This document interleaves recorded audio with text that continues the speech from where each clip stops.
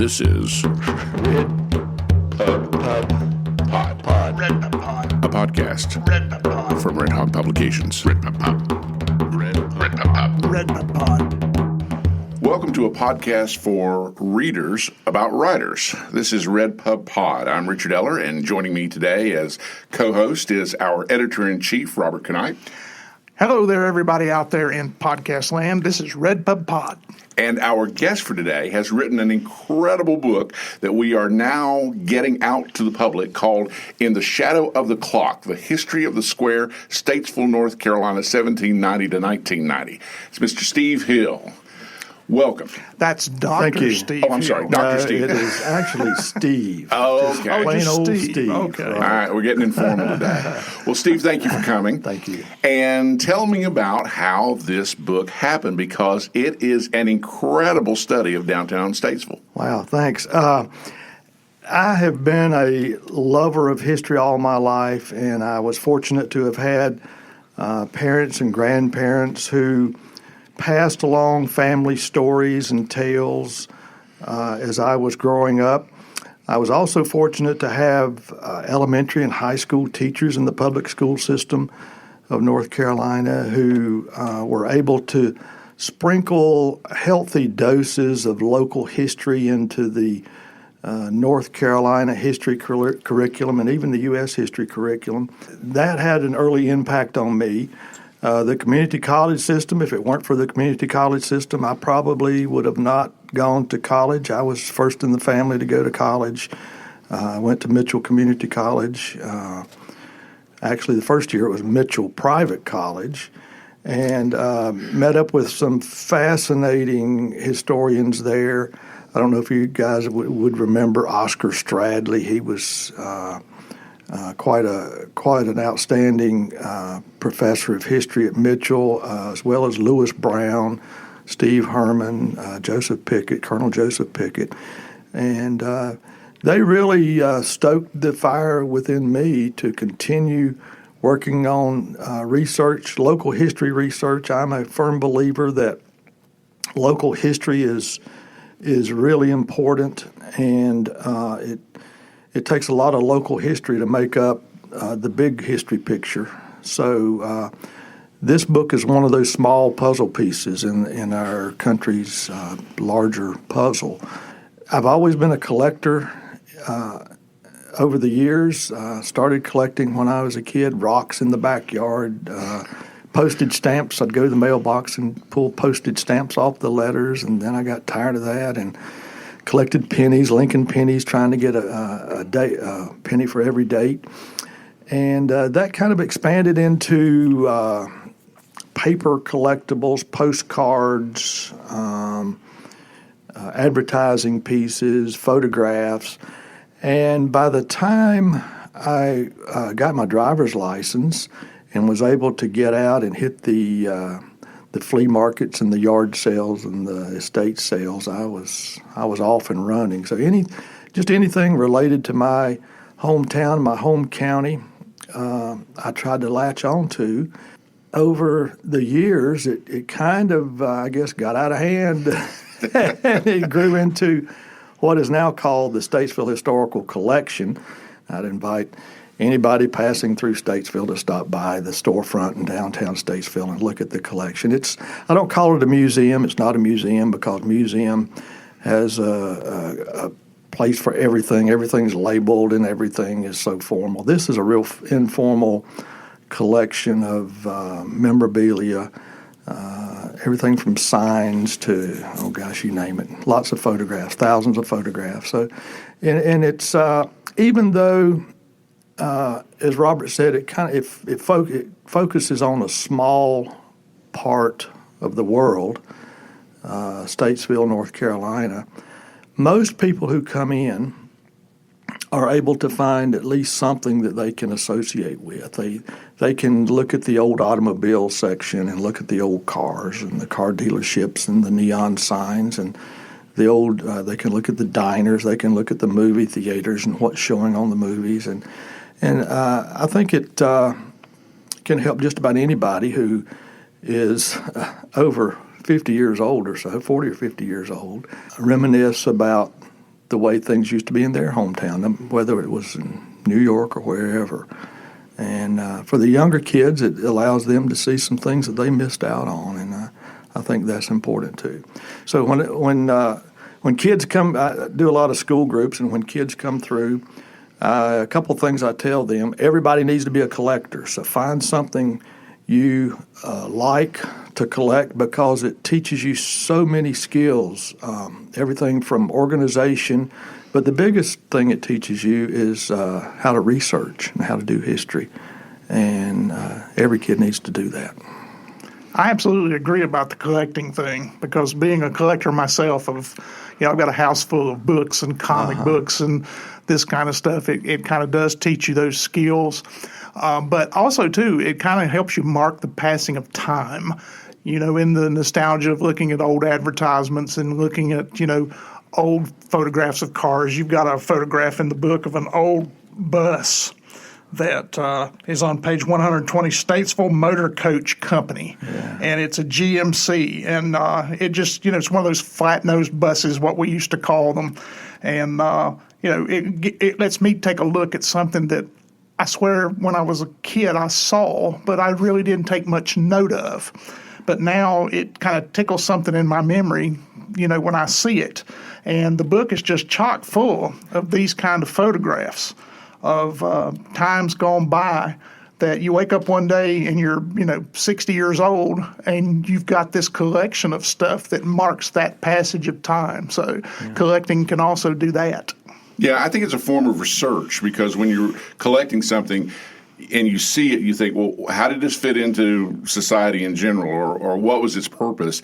And you begin, it piques your interest, and you begin researching from there, which is an absolutely essential skill to have. It is. Yeah. In terms of the pictures, how you just over the years got this set of pictures and that one? I mean, how did that work? Yeah, we're fortunate there in Iredell County to have had 3 or 4 successful photographers, professional photographers from the 1890s on up until the 1960s. And somehow or another, by the grace of God, most of their work has been preserved, or at least has been saved. And boxes of negatives are available. Probably if you include all the portraits and studio photographs, probably 500,000 negatives and photographs that still haven't seen the light of day. Wow. So there's a lot of material there. What I've done is I've gone through and I've tried to pull out things that interest me, not necessarily people, not that people aren't important, but the street scenes, the church groups, the school gatherings, and things of the nostalgic type of work. Those are the things I'm most interested in. Business history, I'm really interested in business history. So I've tried to pull those out, and I'm a regular customer at Walgreens for their 50% off coupon. Put in a plug for Walgreens. 50% off coupon days, you can get a 8x10. When I first started, it would cost me to have someone take a 8x10 to a dark room and do all of the magic and make me a copy of it. It would cost me $5 to $8, even back in the 80s. But now you can go to CVS or Walgreens and have one done in an hour for a couple bucks or so.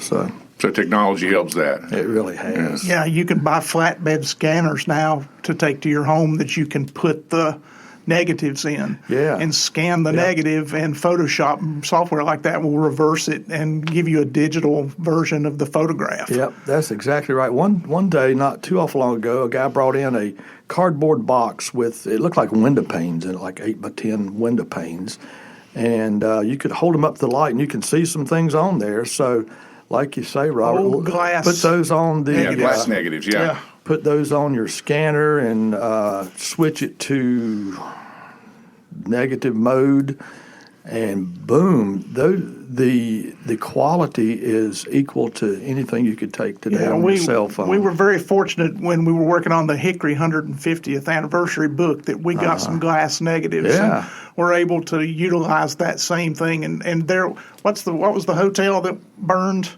That's one of the first glass negatives we got. The was Hickory Inn, yeah. Yeah, and those are. I love when those come up on your screen and you're able to see, what's on that glass negative. So this area of Statesville that you're covering, you told me that it's about 2 acres.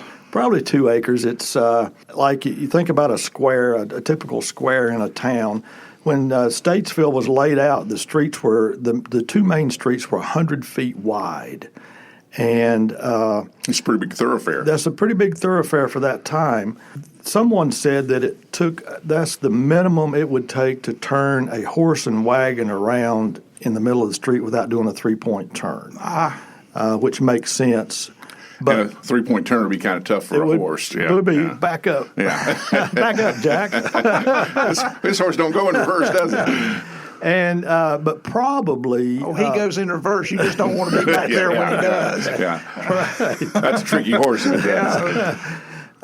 But the square, I mean the county courthouse stood in the center of the square, so there had to be enough room to build the courthouse and then have enough room to get around it with a horse and wagon. So it's probably more about the courthouse than it was turning a horse and wagon around. But so the square would be 100 feet wide on each side, and the buildings maybe 40 or 50 feet apiece. So probably a couple acres we're talking about. So it's not a real big patch of real estate, but it's an important part of Iredell County. Of course, Statesville is the county seat of Iredell, and dating back to 1789, the streets were actually laid out in 1790.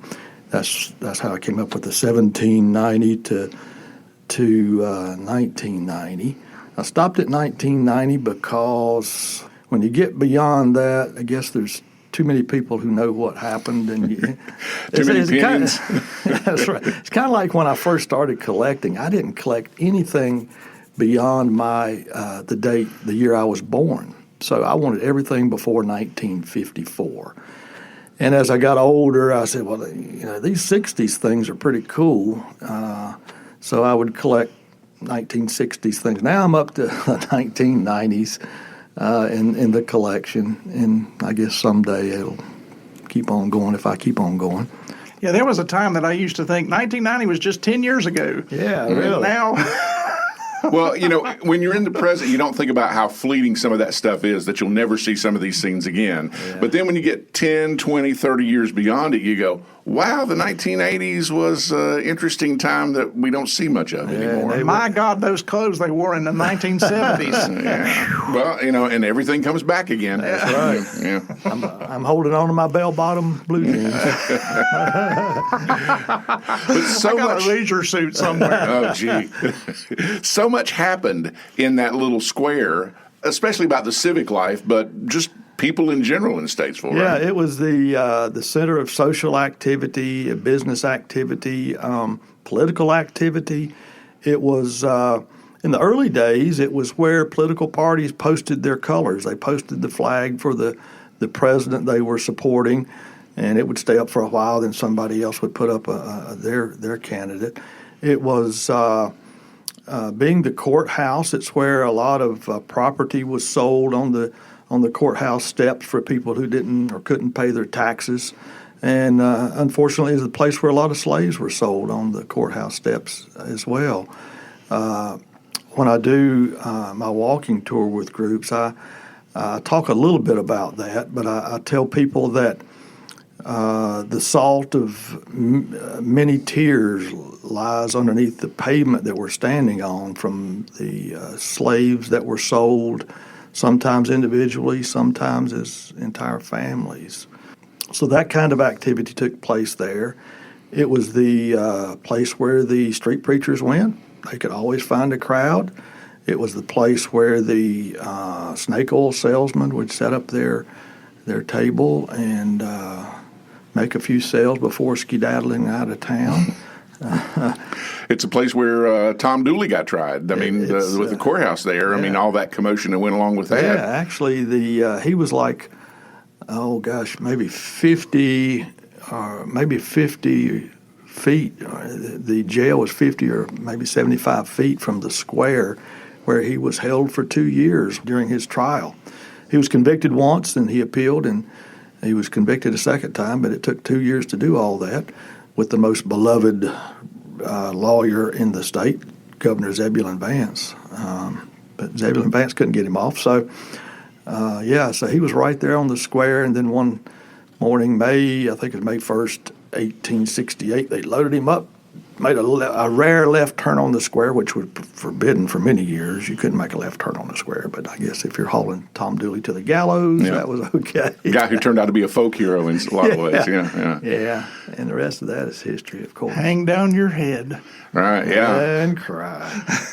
And if the Kingston Trio, a bunch of singers out in Hollywood hadn't picked up that song, we wouldn't even know who he was, most likely. Yeah, he'd be a real footnote, you know. But it's one, you've got a whole section in your center downtown that's devoted not only to what happened, but the fame of it, thanks to the Kingston Trio and all that stuff afterwards. Mm-hmm. Yeah, the movie starring Michael Landon as Tom Dooley. Yeah. And all the theaters across the world that movie showed, from just South Africa, Iceland, of course, all the European countries were fascinated by it. But yeah. What's the story of the clock? When did it show up, and how long's it been there? Because it's a real icon. In Statesville. Yeah. When people think of downtown Statesville, that's probably the one thing that comes to mind is the old town clock, and we're fortunate to still have ours. I can't remember. Does Hickory have? Is their clock working? Do they have a clock there? They have one in front of Beisner's that used to be more centrally located, but it's still on Union Square. But it's still there, yeah. And wasn't it like owned by one of the jeweler businesses down there, Dietz and Taylor or something like that? Well, it was Beisner's Jewelers. Oh, it was Beisner's that had it. Okay. And George Beisner was one of the old time early residents who wrote a lot about it, so he was like a big name in town. Yeah. The Statesville town clock dates back to about 1891. The First National Bank built the bank building there on the corner, and they put a big tower on the top of it. And someone said that would be a great place for a clock. Now, you got to remember, this is in the county where there's still a lot of frugal Scots-Irish blood and a lot of farmers. And the farmers said, no, we're not paying taxes to put a clock for everybody to use. Heck, that would be crazy. So they were... we've got to have everybody buy their own watch. Or charge them to look at it or something. And then we've got to sell them a chain to put on their watch. And that's what they said. That would put every clock salesman and watch salesman in town out of business. And what would it do for our economy? So all these farmers' unions started protesting all the way from Yadkin, Wilkes County, all the way down to Mecklenburg County, and they had these meetings, and it was crazy. The amount of opposition there was to something as simple as I think it cost a couple $100, $300 or $400. It wasn't a big deal, but the city leaders decided to go forward, or the county commissioners actually decided to go forward with it, and we have the clock. It hasn't worked in a long time. It keeps fairly regular time, but the chime has not worked in many years, and that's something I would like to see changed. Maybe an electronic system, chiming system to go with it. I'm hoping that we can do that someday, because you go to places like New Bern, and man, you're walking around those historic buildings in New Bern, and you hear that that clock chime, and it kind of gives you cold chills. It takes you back. It does. It takes you back. That's crazy about the farmers not wanting it, wanting it there. But every town's got its controversies like that. And we still have those same farmers in our county. They're like 200 years old, but they're still there. And still frugal. Still frugal, and who protest just about everything that comes along that costs taxpayer money. Yeah, now the county courthouse is kind of out of the range of the square, right? Yeah. But I mean, it's important too, because architecturally, it was quite a feat when it was built. Yeah. In 1854, the city suffered a major catastrophe. Fire burned down about half the town, including the courthouse. So the courthouse was moved off the square, moved down about a block, or I guess a half a block south, and a new building was built. And it lasted. It was rather small, and it lasted up until about 1899, 98, 99. And then the current, what we call the old courthouse, was built.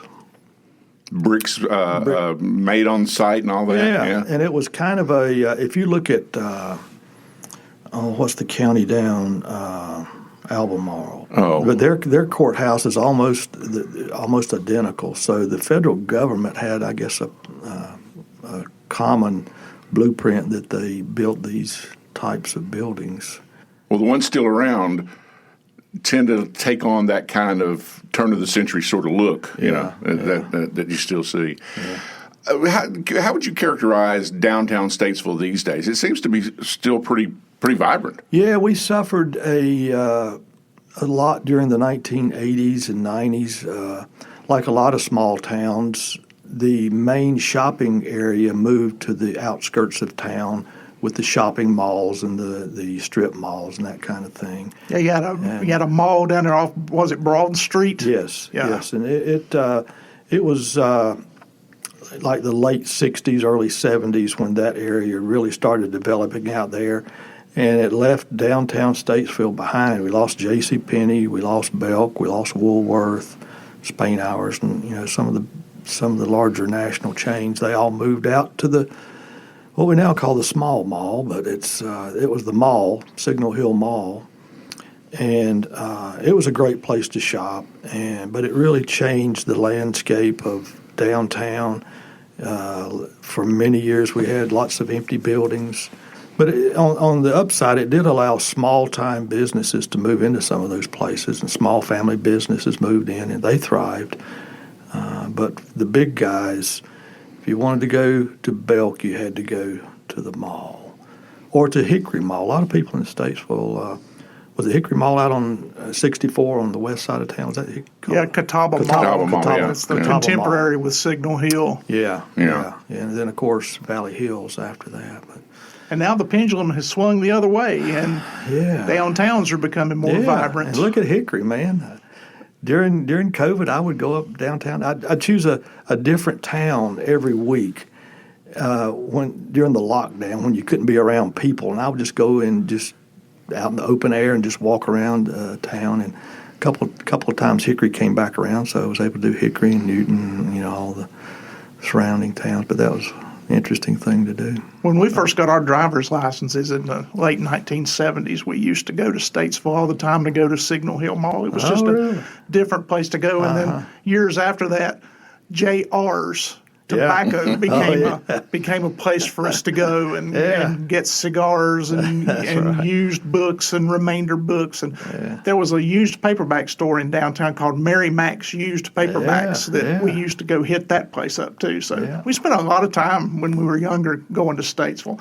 There was a horror film down there that Phyllis Diller was in. Yeah. Years ago. Called Boneyard. Yeah, that's it. And it was a real loser, but it was filmed in the old abandoned Davis Hospital. Actually, Statesville was kind of a hotbed in the late 1980s and early 1990s.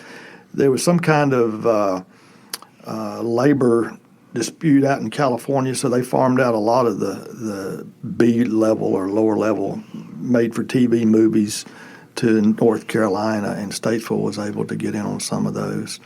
But we got to see some big names like Phyllis Diller and George C. Scott and Martin Sheen and Lori Loughlin. And actually, the first movie we got was called A Stoning in Fulham County.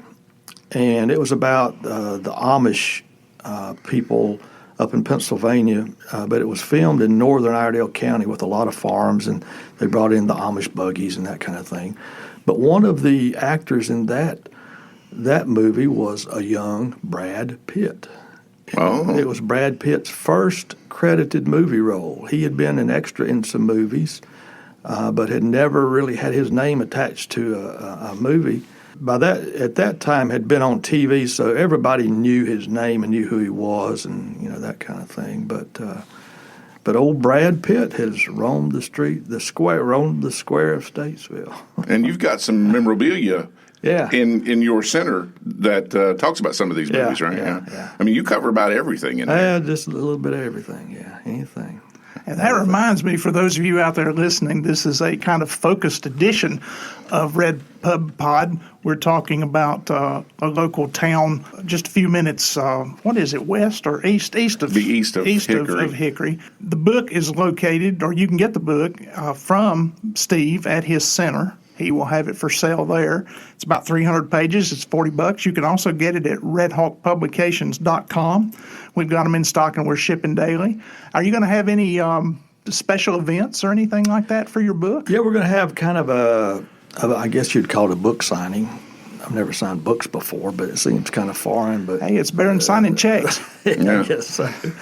And I turned my phone off for this for the podcast, so I can't look at my calendar. But it is a Thursday night later in July, toward the end of the month, and we'll have some wine and cheese. We'll have the famous Clay Lunsford there playing his guitar with a little mood music, and just a fun time to celebrate and meet friends and talk and sell a book or two. We'll have more specific information on that on our website at redhawkpublications.com, and we'll also have it on our Facebook page for Red Hawk Publications. I wanted to talk about Casey Jones, keeper of the law and order around the square. This is one of the things that is kind of lost on folks nowadays, that every downtown kind of had a beat cop, a police officer that was, you'd see a lot. And I really love this picture you've got here. It's from your collection of Officer James Howard Casey Jones. Did you ever get to know him, or did you ever get to meet him? I did. Casey Jones was a legend, especially for every kid. He would guard the square and make sure it didn't go anywhere during the day, and he would slip away long enough to serve as a crossing guard at a nearby elementary school. So the kids loved Casey. I loved Casey. I did not attend city schools, but I knew him when I would go with my mother shopping on Saturday mornings. We always met up with Casey, and he always gave me a stick of juicy fruit chewing gum. And there wasn't anything better than juicy fruit. For a kid, and I still have the feelings to prove it. Yeah, there's no gum that will trigger your swallow reflex better than juicy fruit. But Casey, he was more of he was more of a PR man. He didn't have a car. I guess if somebody broke the law, he would blow his whistle or something. But as far as, compared to law enforcement officers today, he was more of a goodwill ambassador, I guess, for the city, and always welcoming visitors and being pleasant. During the day, he would run the school kids out of the pool hall who were playing hooky and that kind of thing. So he was quite a man, quite a character. I wish we had a Casey Jones on our town squares now. I think it would be good. And you've got like his snub nose 38 and his badge at your center on display, correct? Yeah. Yeah, there's some wonderful pictures in here around page 137, 138 in the book, where you can get to know Casey.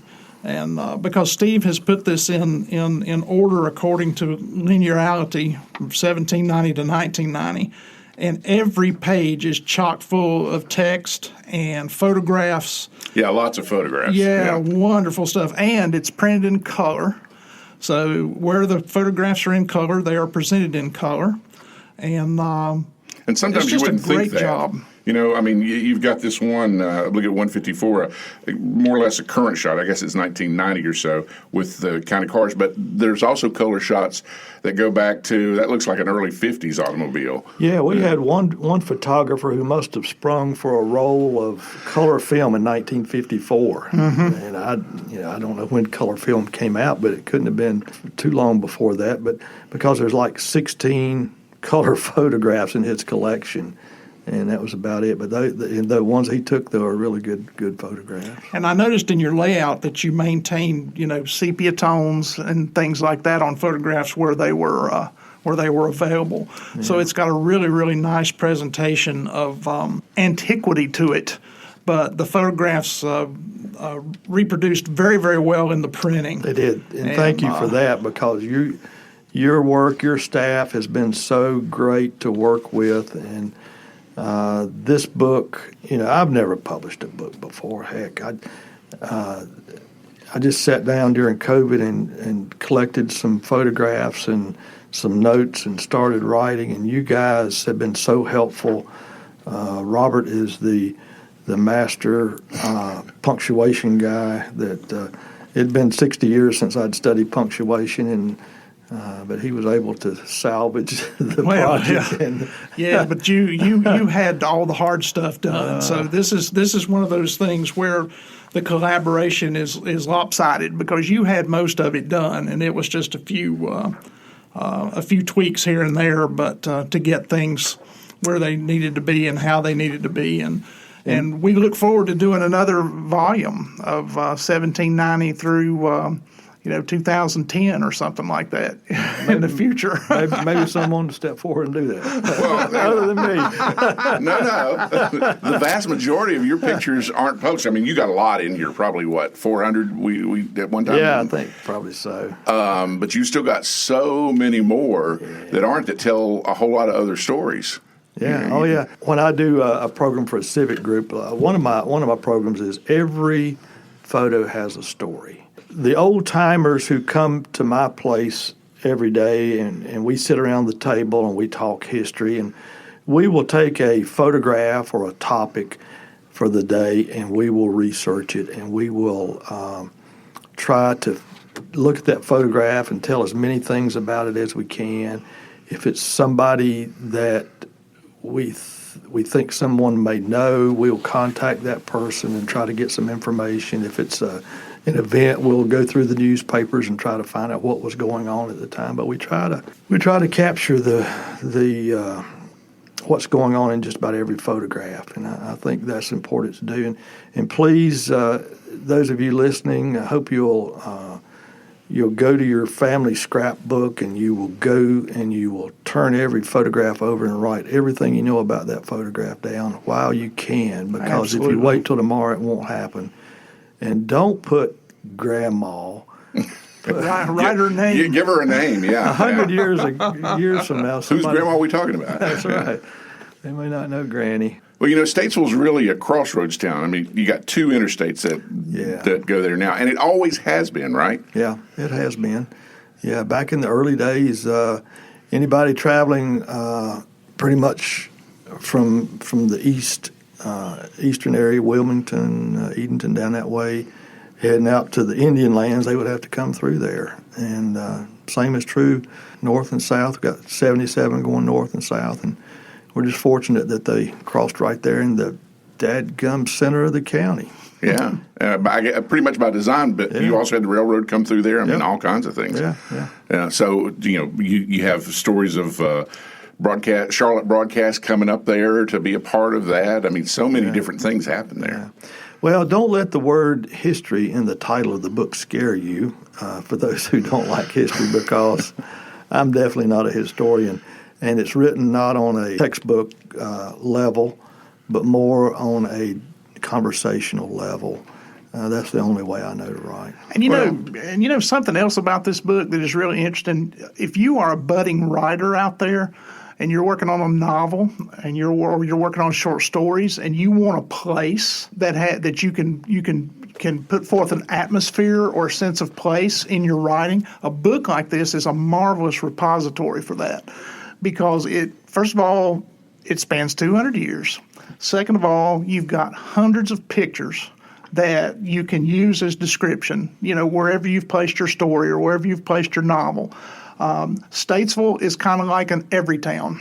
I mean, those of you out there listening right now, whether you're in North Carolina or you're in one of the other states in the United States, you've been to a town just like Statesville. Hickory, Newton, these towns, they all have the same kind of feelings and the same kind of thing. So this book is an excellent research material for, creating art based on what it gives you. So, yeah, it's a starter in a lot of ways, because you could take any person that comes up here, and especially if there's an image that tells you a lot about them, start to imagine, now, what was life like for this person? Where's the fire dog? I come across that at one time.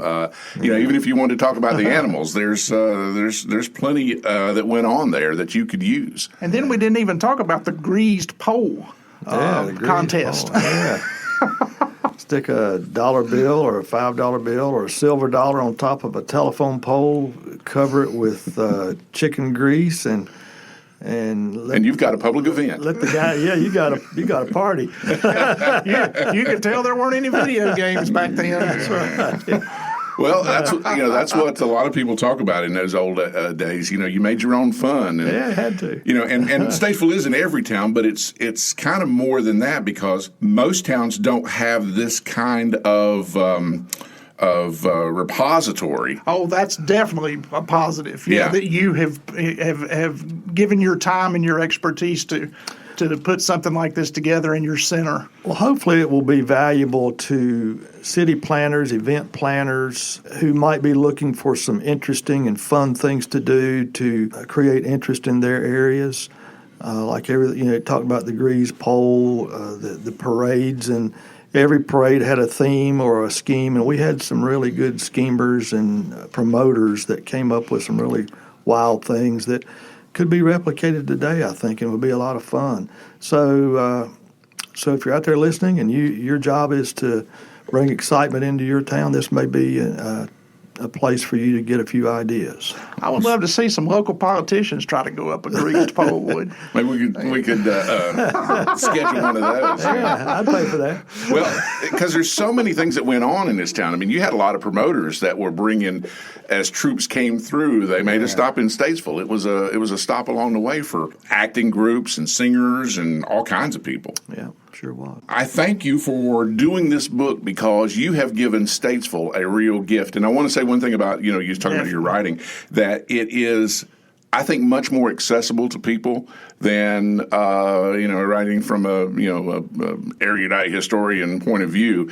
That you have made it so that you can just open this thing any place and go, Casey Jones struck by car. And start from there, and it just kind of pulls you in that way. And the pictures also help because they give your imagination something to go from. Well, even more than that is proof that anybody, if you have something to say, you can write a book, and because Red Hawk Publishing at Catawba Valley Technical College will take you by the hand. They will lead you. They will help you.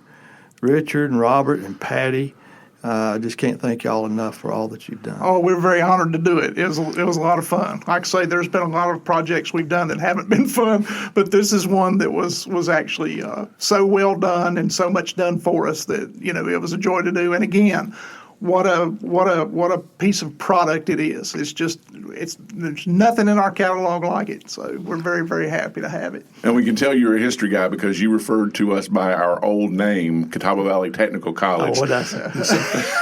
I did. Sorry about that. No, that's okay. I'm old. Sometimes those names hang on. We call me whatever you want to call me, but don't call me late for supper. Hey, I had to Google what a podcast was. Well, sometimes we don't want to, but things change, and right. you can see that in the sweep of this book as it goes from one, and you've got some of them by decades. Go from one decade to the next of kind of how fleeting this current life is, because it's going to change. Yep. Yeah, that's for sure. And again, for those of you listening to RedPubPod, the book is available from Steve himself at his center in Statesville. Go there. Go there, because you're going to want to pick up the book and you're going to want to look at the stuff that he's got in there. He doesn't call it a museum, but it's got a very museum feel to it. And if you are too far away or you don't want to get out, redhawkpublications.com, look under new arrivals, new releases, and you'll find the book. It is free shipping. It's a $40 book, full color throughout, and we look forward to shipping it to you. We ship daily. And if you're looking for an adventure, I would advise you to get the book, order it online, go get it, read it, and then go to Statesville and search out some of these places because they're really going to pique your interest. It's called In the Shadow of the Clock, The History of the Square, Statesville, North Carolina, 1790 to 1990. Dr. Steve Hill. Steve, thank you so much for joining us today. Thank you. On RedPubPod. Can you say that? Not real fast. RedPubPod. RedPubPod. Pod.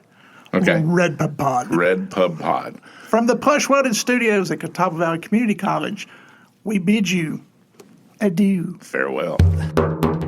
This has been RedPubPod. RedPubPod. Can you say that? Not real fast. A podcast. RedPubPod from Red Hawk Publications. RedPubPod. RedPubPod. RedPubPod.